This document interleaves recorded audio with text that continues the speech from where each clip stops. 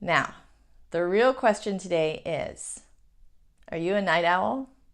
And do you know how to be productive while working with being a night owl? This is something I hear a lot from my productivity clients because I have a lot of night owls out there, and being a night owl, which basically means that your energy is much higher at night than it is in the morning, and you're more productive in the evening times usually if you're a night owl than you are in the mornings. It's not a bad thing. They've actually done a number of studies, and some of the studies even show that night owls are more productive, and even, although being a morning person I'm not sure about this, they say they might even be more intelligent. So being a night owl is not a bad thing. It's all about knowing how to use it to your advantage. I was not going to talk about this topic today actually at all, but I was talking to one of my coaching clients, and they had been struggling with being a night owl and feeling like this was something that they needed to overcome. And I have got good news for you. You don't need to overcome being a night owl because there's nothing wrong with it. Being a night owl is actually a great thing if you can structure your day the right way. Now, in a perfect world, if you're a night owl, you would have a job where you can do whatever you need to do whenever you need to do it, preferably not even in an official office. So for those people, it makes it a lot easier. Most night owls tend to gravitate towards those types of jobs anyhow, just because that's where you're most comfortable. But even if you don't have one of those types of jobs and you do have a Monday through Friday 9 to 5, you can still manage to be very productive. You just might need to do it a little bit differently than other people. Now, here are some of my top tips for being productive as a night owl. My first tip is to have a start time for your day. So that means don't lounge in bed for hours without an official time that you will be getting out of bed. It's okay to lounge in bed, and it's okay if that time is not 6 a.m. or 8 a.m. That time can still be 11 a.m. if you had a late night that you were being very productive. But it needs to be a time where you have set the time and you actually get out of the bed to start your day. Because unlike us morning people who wake up ready to go, the night owl does tend to linger in bed a little bit longer than the rest of us. And that can throw off your entire day. Especially if you're a 9 to 5er, then you start the morning rushed and everything kind of falls apart from there. And if you work from home, you might not even start your day and get some of your things done in time. We all have things that have to be done during business hours sometimes. So make sure, get up, still have a morning wake-up time, and also important, a morning routine. So creating a morning routine, which is just doing the same things in the same order every morning, is really important for a night owl because that triggers your brain to know, okay, we are waking up, we are getting moving, and I'm going to have to start functioning, and it gets you going a lot faster. So if your 11 a.m. wake-up time happens and your morning routine might be get out of bed, go make your coffee, brush your teeth, read the newspaper for 10 minutes, online of course, because who does newspapers anymore, right?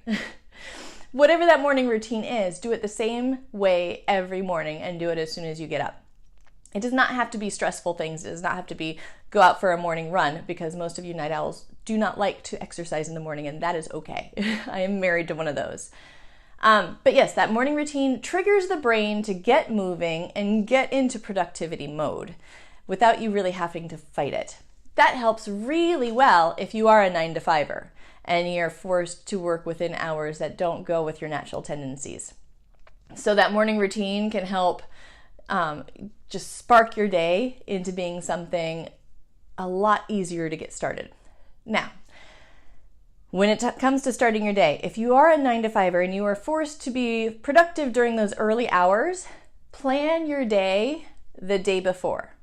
This is really important because one of the things with people who are not morning types like I am, your brain is not necessarily at its peak first thing in the morning. So figuring out what you need to do in the morning, you will probably waste tons of time meandering through answering emails slowly, wandering from thing to thing, multitasking, which when your brain is not at its peak, multitasking will slow you down tremendously and you'll just get distracted. So if you plan your day, at least the first chunk of your day, the day before, then you can hit the ground running. So imagine this, at the end of your workday, even if your workday ends at 2 a.m., you write down what your goals are for the next day and what needs to be done.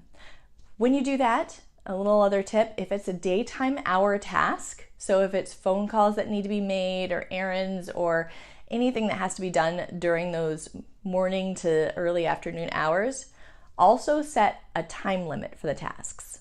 This means, answer emails for 30 minutes and block off your time so that way you don't kind of bleed over into the time for other tasks and get less done.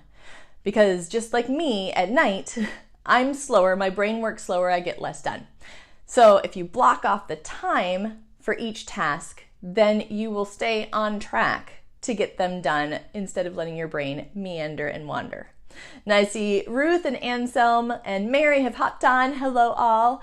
And Ruth says that she's true. She hates AM exercise and seriously hates to plan anything before 11 a.m. I think you said. Yeah, I totally get it because you're a night owl. So don't. And Ruth, I know personally that you have a more flexible schedule for the most part. You still have to do some things sometimes daytime, but you're really good at planning some of your big brain things for the evenings. And that's my next tip. Go for the evenings when you have high brain power or high creativity tasks. So all the boring admin stuff, the things that you can do kind of half awake, trudging through emails, entering your bookkeeping, all the blah stuff, do earlier in the day because your brain can just kind of go on autopilot, go through the checklist and get things done. All of your super powered, high creativity, high energy, high thought process things, the things that make you valuable as a worker in the world, make those for the evening if you can.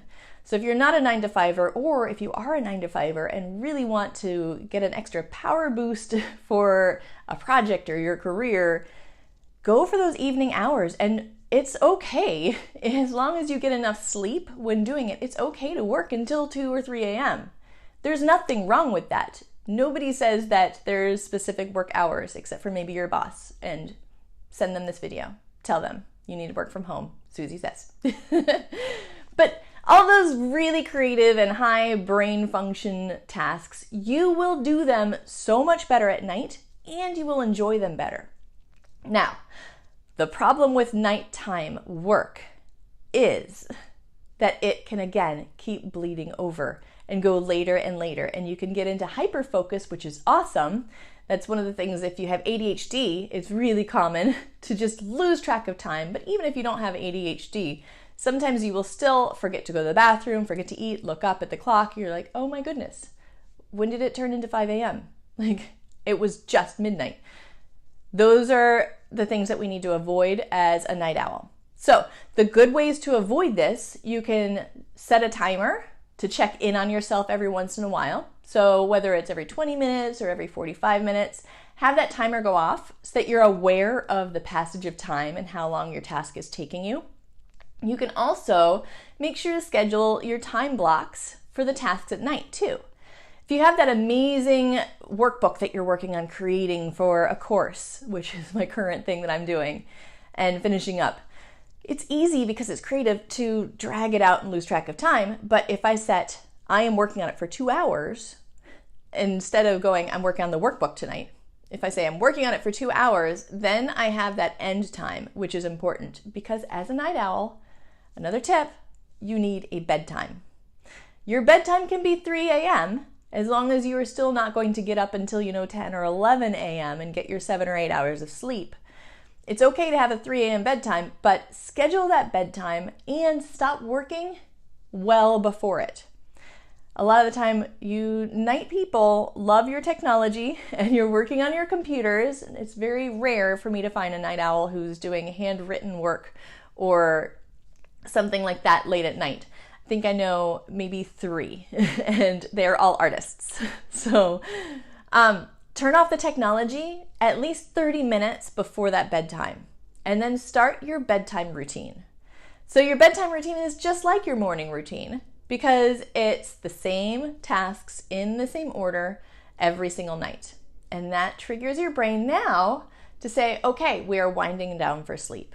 So turn off the screens because that keeps you mentally engaged and it gives this false sense of light and awakeness, and it does not allow you to naturally come down into a sleepy mode. So turn off the screens for maybe 30 minutes, preferably an hour, before that set bedtime. So if you're going to bed at 3 a.m., turn it off at 2 a.m. You can still do some work. You can write things down. You can file things. You can do non-screen work, but screens off 30 minutes, preferably an hour before, and then start your nighttime routine. It might be, drink chamomile tea for a little bit as you're winding down, and then read for 10 minutes or 30 minutes, and then brush your teeth, and then let the dogs out, and then put on your favorite PJs and climb into bed. And then that triggers your brain after you've done it for a while. Oh, it's sleep time, so I should get sleepy. And it does. It actually starts to work to help you wind back down. Because as a night owl, it's so easy to just keep on going and get completely on a tangent.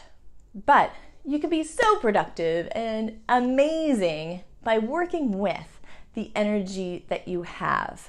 And your energy just happens to happen late at night usually. I hope that these tips have helped you out.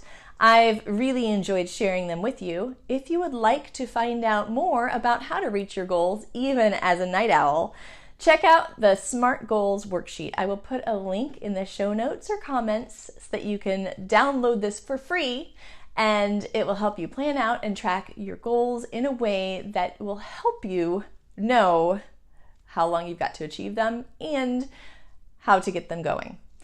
SMART Goals worksheet. Check out the link. It's a free download. I see Ruth already has a strong routine game at both ends. She needs to teach her family. That might be a whole other episode. Maybe that'll have to be next week. I hope you all have a wonderful day. Thank you so much for being the beautiful people you are. I will see you next week.